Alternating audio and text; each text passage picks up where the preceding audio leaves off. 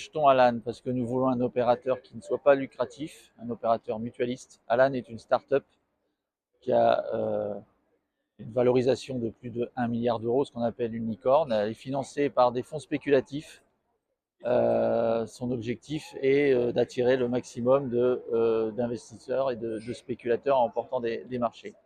Tout de suite, nous avons lancé cette pétition dès le choix annoncé par le ministère. Nous n'avons pas du tout été associés à ce choix.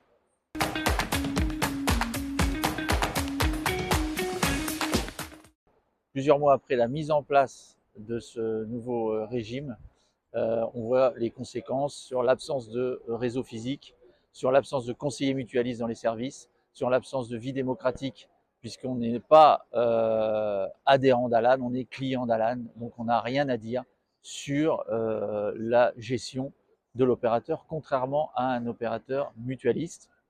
Tout ça est issu de négociations qui ont commencé il y a plusieurs années au niveau fonction publique, qui nous ont été imposées, dans lesquelles on a bataillé pour améliorer le dispositif. On s'est inscrit dans les négociations, même si ce n'est pas nous qui étions à l'initiative. Et aujourd'hui, on dénonce les accords qu'on a signés à l'époque. On les a signés parce qu'on avait amélioré, parce qu'on avait gagné des garanties dans ces accords.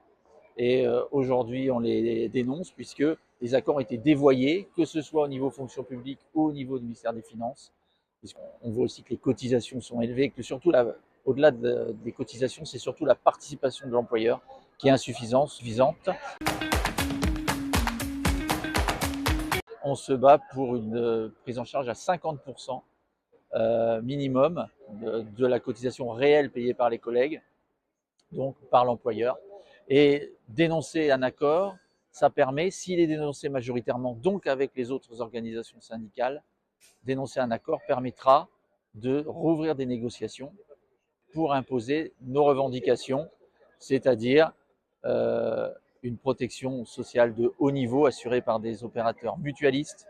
Donc, au-delà de la bataille pour la protection sociale complémentaire, la CGT défend toujours le principe d'une sécurité sociale à 100% pour toutes et tous. C'est le système qui est le moins cher, les exemples internationaux nous le prouvent, et le système le plus juste et le plus efficace.